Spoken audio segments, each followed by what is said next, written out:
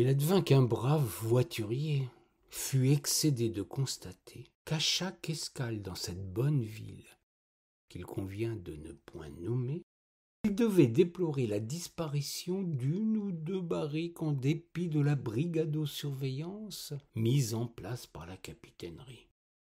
Un souci de taille pour ce marinier qui devait par la suite dédommager le marchand pour ce chapartage désolant. Les tours de garde de l'équipage n'avaient jamais rien donné.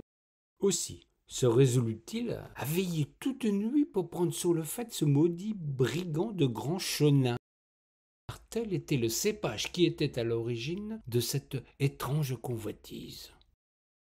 Il fut récompensé de sa peine puisqu'il prit la main dans le sac, ou plus exactement sur le tonneau, un individu interlope à la mine peu engageante, ayant tout du gibier de potence, y compris une langue bien pendue. Car loin de nier qu'il est l'auteur des vols habituels, il se lança dans une plaidoirie fastidieuse sur son rôle de redistribution sociale des biens de ce monde. Le voiturier en fut saoulé et en vint à le jeter par-dessus bord sans autre forme de procès quand il se dit qu'il s'attirerait bien plus d'ennui que de satisfaction.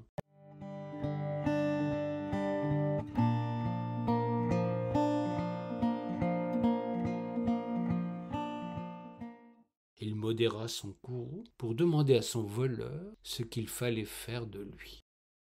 L'autre, sans vergogne aucune, réclama son élargissement, contre la seule promesse de ne plus jamais venir chaparder sur son bateau. Parole de Ligérien juré craché. Le marinier n'était pas sans humanité, d'autant plus que son larron avait évoqué sa pauvre épouse, ses 7 enfants, et sa vieille mère dont il avait la charge. Il entendit cependant prendre un avis, à moins qu'il ne voulût un témoin digne de foi à cet engagement sur l'honneur d'un être fort dépourvu en la matière. Justement, vint à passer au petit jour le cabaretier de la Pinte d'Or, qui venait tout bonnement quérir sa commande.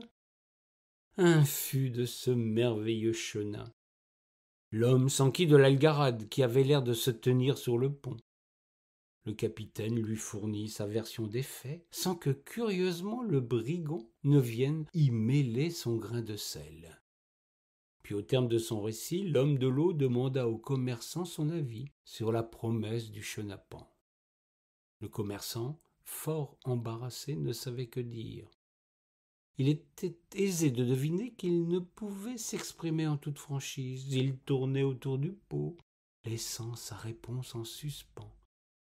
Prendre le parti de l'ordre paraissait la position la plus conforme à celui qui avait pignon sur rue, même si on devinait aisément qu'il avait maille à partir avec le voleur, qui ne lui était manifestement pas inconnu.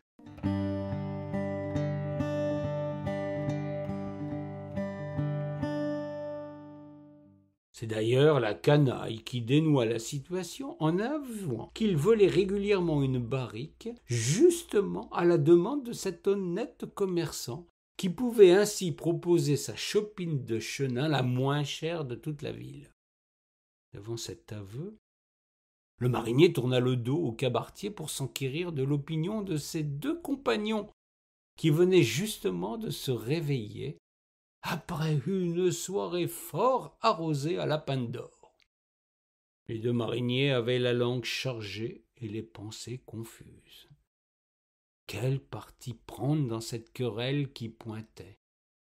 Ils avaient toutes 2 ardoises conséquentes chez le commerçant et devaient leur embauche à ce voiturier qui était un brave patron. Ils étaient de plus des compagnons du luron qui était un excellent partenaire de Lurette. Ils préférèrent rester en dehors du débat.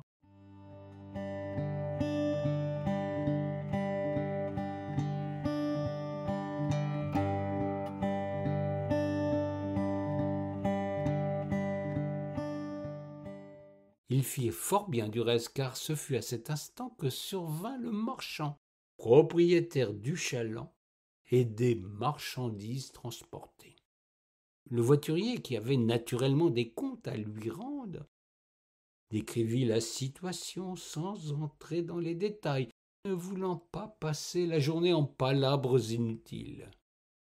Il lui demanda simplement, après un bref résumé, s'il convenait de livrer le voleur à la maréchaussée, ou bien de se fier à sa parole pour que cessent les vols récurrents.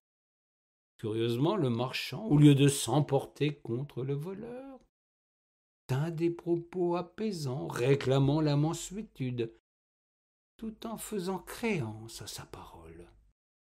C'était si inattendu de la part de celui qui était en premier lieu la victime des larcins, que le voiturier se dit qu'il y avait anguille sous roche, ce qui, sur la Loire, n'est d'ailleurs pas surprenant. Il voulut tirer les choses au clair à défaut du vin. Par un questionnement des plus spécieux, l'homme de bar finit par découvrir que son propriétaire et le voleur étaient de mèche. Le brigand, finissant par reconnaître qu'il était mis au courant de la nature du fret par celui-là même qu'il était censé modestement détrousser. Un ou deux tonneaux ne mettant pas en péril ce riche marchand, d'autant plus qu'une quote-part était exigée d'un voiturier qui, en fait, était le seul dindon de la farce. Dindon, certes, mais il entendait comprendre les tenants et les aboutissants de cette curieuse combine.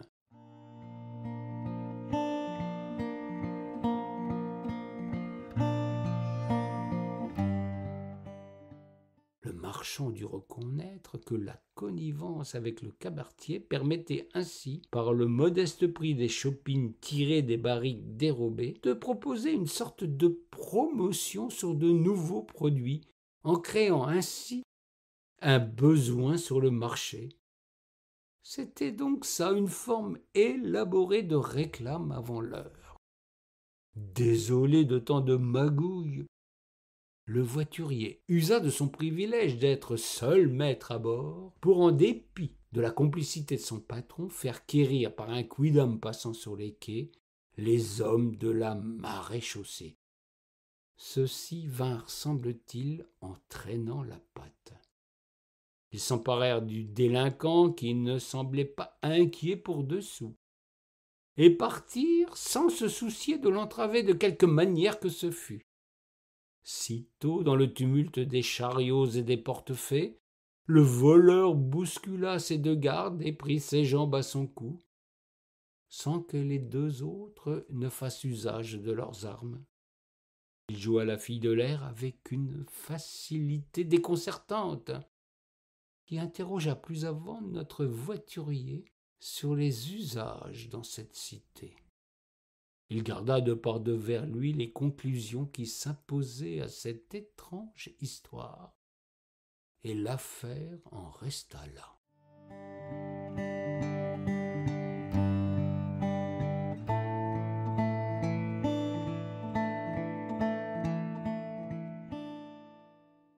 C'est du moins ce que les autres acteurs de cette aventure crurent, tous fort satisfaits d'avoir tiré les marrons du feu. Le temps passa. Le chaland poursuivit son bonhomme de chemin, effectuant d'autres voyages dans d'autres ports de la Loire, quand, après un assez long délai, il eut de nouveau une livraison de 2 barriques à effectuer dans cette charmante cité. Le voiturier, loin d'être né de la dernière pluie, sur ses gardes avait anticipé ce qu'il redoutait qu'il arrivât. Son chaland à l'amarrage, il laissa bien visible et sans surveillance particulière les 2 tonneaux sur le pont. Il advint ce qu'il avait imaginé qu'il se passa. Les 2 muids disparurent de la circulation avant que d'être livrés à leur destinataire. Le voiturier n'en sembla nullement affecté, tandis que ses 2 compagnons lui demandèrent leur journée pour aller se rafraîchir le gosier. Le voiturier leur donna congé avec une facilité inhabituelle chez ce patron pourtant réputé rude et sévère. Il pouvait agir ainsi car il était dans l'attente de cargaison qui exigerait une immobilisation de 2 jours. C'est le lendemain que notre homme fut rétabli dans son honneur et largement récompensé de sa peine.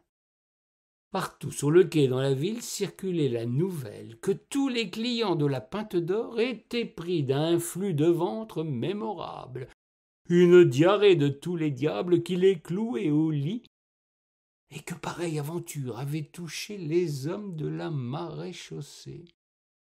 Il devait y avoir sanction divine, à moins que notre capitaine n'eût glissé une petite poudre dans les barils. Fort de cette réparation postérieure à l'affront, il changea de patron et cessa de transporter du vin pour se consacrer aux fèves de cacao, entendant ne plus jamais être chocolat dans de telles magouilles. Il n'est cependant pas certain qu'il fût à l'origine de la création des crottes en chocolat. L'histoire n'apporte aucun éclaircissement à ce propos, même si j'eus aimé terminer par une telle affirmation pour la bonne bouche.